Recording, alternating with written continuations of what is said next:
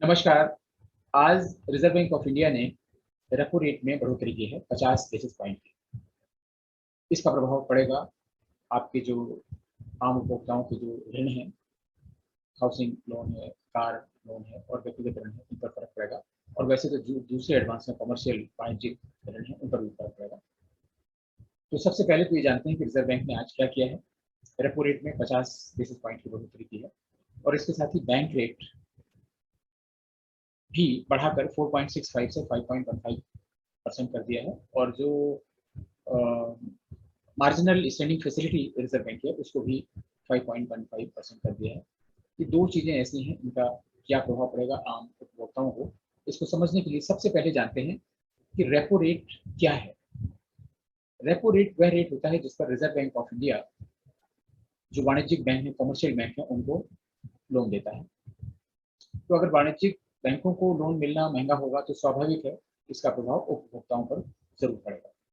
कई बार बहुत कम बढ़ाया जाता है, 10 बेसिस पॉइंट से बढ़ाया गया, कुछ बेसिस पॉइंट से बढ़ाया गया, बड़े बैंक हैं उसको एब्जॉर्ब कर लेते हैं। लेकिन अब की बार चूंकि बढ़ोतरी ज़्यादा है, इसलिए निश्चित रूप से इसका प्रभाव उपभोक्ताओं पर पड़ेगा। इसके साथ ही साथ एक इसमें सिल्वर लाइनिंग है, पॉजिटिव फीचर भी इसका ये है कि फिक्स डिपॉजिट के रेट भी इससे बढ़ेंगे। कैसे बढ़ेंगे? जो रिजर्व बैंक इन पे वाणिज्यिक बैंकों से इंटरेस्ट चार्ज करता है, लेकिन इनको अनलिमिटेड फैसिलिटी नहीं उपलब्ध है कि जितना चाहें उतना पैसा ले लें और ग्राहकों को जो भी लोन मांगे उसको दे दें। ऐसा नहीं है। तो उसका क्या प्रभाव पड़ेगा?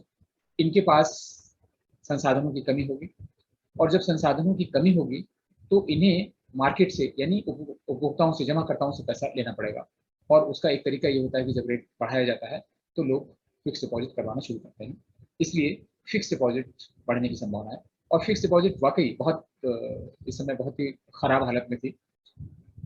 एक उदाहरण के लिए अगर आप समझें कि 2014-15 में पब्लिक के लिए स्टेट बैंक में जो फिक्स डिपॉजिट का रेट है लगभग 9% था, जो घटकर 2020 में 5.4% के आसपास आ गया। और इसका प्रभाव उनके सबसे ज़्यादा पड़ेगा जो रिटायर्ड लोग हैं और जिनकी आमदनी का जरिया फिक्स डिपॉजिट है। उनको काफ़ी दिक्कतें हो रही थी, उनको थोड़ा सा राहत होगी। वैसे भी पिछली बार लगभग 36-37 दिन पहले रिजर्व बैंक ने रेपो रेट बढ़ाया था, उस समय सीआरआर भी बढ़ाया था। उसके बाद से फिक्स डिपॉजिट के रेट बढ़ने शुरू हो गए थे और इसके बाद भी आशा की जाती है कि फिक्स डिपॉजिट के रेट बढ़ेंगे और लगभग 50 बेसिस पॉइंट से बढ़ सकते हैं। ये अलग अलग बैंकों के अलग अलग होगा।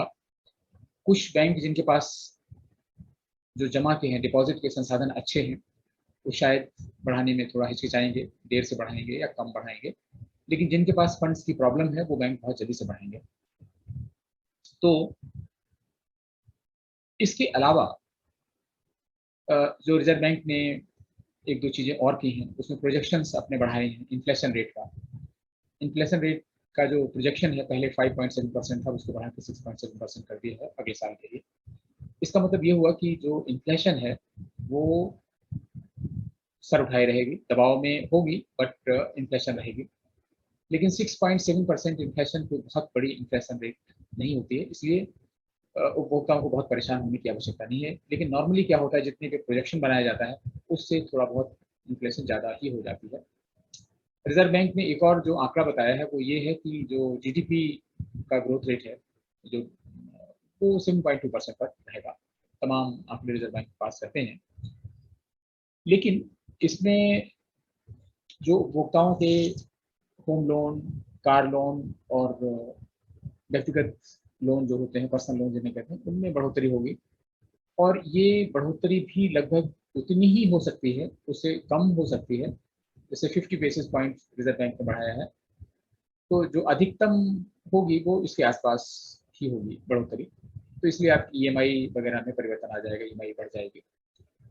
लेकिन हाउसिंग लोन पे दो तरह के रेट ऑफ इंटरेस्ट होते हैं। एक होता है फिक्स्ड रेट ऑफ इंटरेस्ट, उसमें अभी कोई डरने की बात नहीं है क्योंकि उसका रिसेटिंग क्लॉज जो होता है, कितने समय बाद उसको रिसेट किया जाएगा इंटरेस्ट, उस पर डिपेंड करेगा। तो उनको तो अभी इसका तुरंत प्रभाव नहीं पड़ेगा। लेकिन जो फ्लोटिंग रेट इंटरेस्ट जिन्होंने ले रखा था उनका तुरंत प्रभाव से कुछ न कुछ बढ़ जाएगा रेट ऑफ इंटरेस्ट और उनकी ईएमआई भी बढ़ जाएगी। कई लोगों ने ये प्रश्न किया है कि फिक्स डिपॉजिट क्या अच्छा साधन हो गया है, और फिक्स डिपॉजिट में जो अब रेट बढ़ेगा या थोड़ा बहुत बढ़ गया है, इसमें क्या लंबी अवधि के लिए फिक्स डिपॉजिट करानी चाहिए? तो मेरा उत्तर है कि लंबी अवधि की फिक्स डिपॉजिट तभी करानी चाहिए जब रेट ऑफ इंटरेस्ट काफ़ी ज़्यादा हो और आपको ऐसा लगता हो कि अब इससे आगे रेट ऑफ इंटरेस्ट बढ़ने की संभावना नहीं है। अतीत में ऐसा हुआ है, जैसे हमने बताया कि 2014-15 में था, इवन 2018 तक 8%, 8.5% रेट था।